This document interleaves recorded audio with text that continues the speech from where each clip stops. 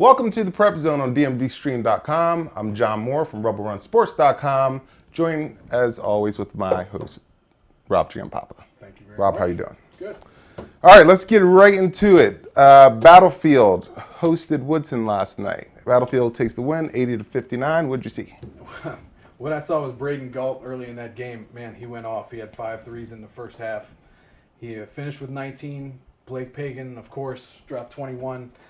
Keegan McGinnis also had 10, but their front line just had too much size for Woodson. Matt Ayub did everything he could. That guy played his heart out. He had 21, but Battlefield was just too much. I was at the Stonewall Jackson Lake Braddock game last night. All right. Stonewall was undersized. It's a game that we thought Lake Braddock was going to win. Absolutely. And as it will happen in the playoffs, Stonewall comes up with a huge win, 83-76. Keaton Simmons all over the court.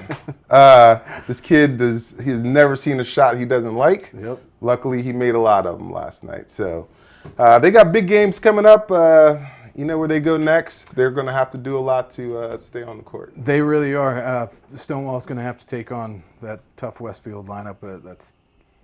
That's a job. Yeah, that is a job. There's another big matchup in Division 4 that we're potentially looking forward to. Champ High School, who we've been following closely, they beat EC Glass last night. They did. Right? Loudoun Valley High School, who's undefeated, beat Fleming last night. Mm-hmm. And they both have upcoming semifinal games. Champ plays William Byrd. Loudoun Valley plays GW Danville. But everyone's kind of looking forward to that showdown between Champ and Loudoun Valley High School. How do you see that? Yeah, hopefully it's us looking forward and it's not Loudoun Valley or Champ because they still got a game that they need to be up for. But man, that'll be a nice game if they do get there. They obviously played once earlier in the year. Loudoun Valley won. They beat Champ. Champ has come a long way since then, I think. They've really gelled as a team. Dom Fragala is going nuts. He's got 18 points a game right now. Zach Burdick, 16. And obviously Coin Deng. That guy gets 19, 20 points a game. He's unstoppable inside. Right. It's going to be a fun matchup because they got, Loudoun Valley has those guys too. They got Nick Ball. They got Jalen Williams. Great basketball name. It's a terrific basketball name. His parents were brilliant for naming him that. That's right. And they got, Jalen Williams and Jordan Miller too. They're terrific players. So I think that is going to be a matchup to watch. Man, any of you 5A and 6A guys sleeping on them, do not sleep on those two 4A teams right there. Good basketball. It's not March yet, but the madness started in the conference tournaments on the girls' side.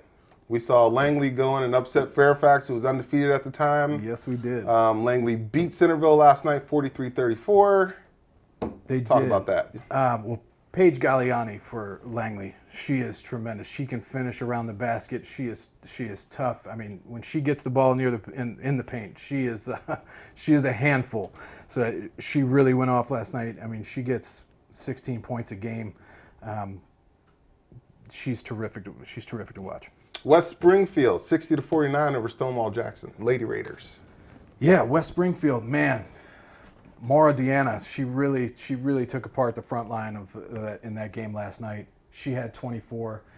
Emma Harmon had 12, and Shelby Haynes had 11. They really put it to that Stonewall front line there.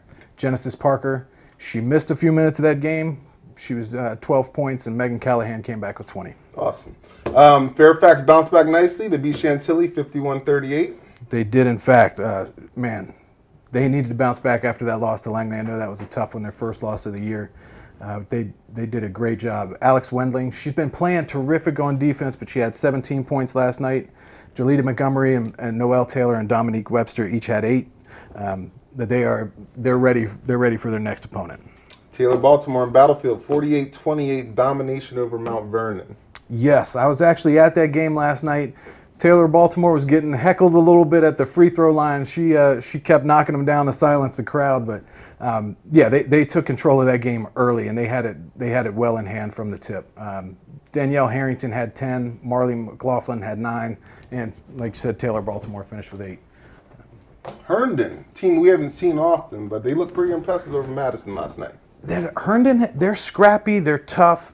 They got a couple of players that are really good.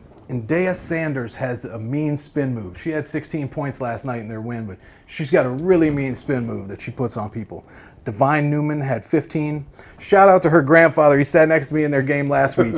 Yeah, they're a really fun team to watch. And like I said, they're tough. They have Shawnice Gresham. She provides the toughness for that team. She got heckled a little bit at the free throw line last week and then decided to dab on them at the free throw line. So I'm a fan of that. And what more can you say about Oakton? 25-0. They beat McLean 71-58. You're already wearing one of their players' jerseys. What we got? I might have to wear two because Delaney Conley, man, she's good too. They are tremendous. I mean, Alex Marquis, she had 23 points last night. Delaney Conley and Maddie Royal got to take a little bit of a night off. They still had 12 and 11, though not much of a night off, but they are tremendous. They are the best basketball team I've seen all year. Guys, girls, doesn't matter. They're the best basketball team I've seen all year. Everyone needs to get out and see Oakton. Absolutely. Basketball.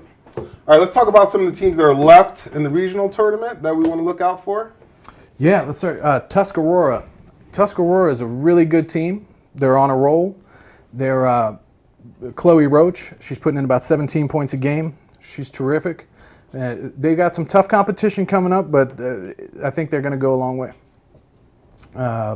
T.C. Williams, man, Trinity Palacio. She is a freshman. She puts in 12 points a game. She was the tournament MVP of the conference. Right. She is terrific. And they have Brandy Crenshaw, also gives them 9 points a game. I think they have a tough road, but those two players can take them a long way.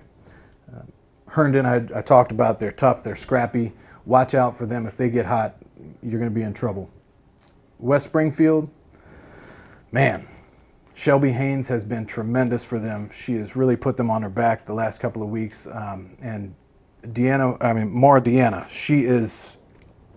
she's got a drop step that she would score on you at any point. Let me just put it that way. She would score on you at any point. She's got a drop step that really gets past people, and it's tough to defend. She abused that front line last night, but they're going to be, if they can get Haley Blankenship back. I know she's had some knee issues the last couple of weeks. If they can get her back, they're going to be tough to beat. Great. Let's see here. Langley, like I said, they all go on Paige Galliani. The Paige Galliani is tremendous. Like I said, 16 points a game. But they also have a couple of players they're good. They don't get a lot of attention, but Lizzie Shamloo and Jordan Callahan can really play. They can really play, so watch out for them as well. Battlefield, Taylor Baltimore, she's on a mission. She's going to continue that mission. They're tough. They got a lot of size down low with Nikki Dyson. Yeah. But Coach Mills has them playing really well. Absolutely. Right now. He has them playing well. They need to pick up their scoring a little bit because they're going to have some competition that's going to be able to put up some points here soon. So, Fairfax had a tough loss against Langley, bounced back against Chantilly last night. They got a combination of Noelle Taylor and Jalita Montgomery, who they're the fastest two players you'll find on a basketball court. They can get end to end quicker than anybody and finish. I think hopefully that little hiccup against Langley kind of spurred them on a little bit. They got a little more fire going. I think it's going to be a long road for them. They're going to have to face Oakton if they make it to the finals. Oakton and Fairfax would be the matchup I've been waiting to see all year. Haven't seen it. Hopefully we get to that point, but time will tell. Awesome. Well, a lot of good basketball to go this way. Absolutely. We encourage everybody to come out for the regional championship games. We'll be at Robinson High School all weekend. So I'm John. This is Rob, the PrepZone on DMVSTREAM.COM. If you can't make it to the game, follow us on Twitter, RebelRunSports.com. Live updates. Thanks.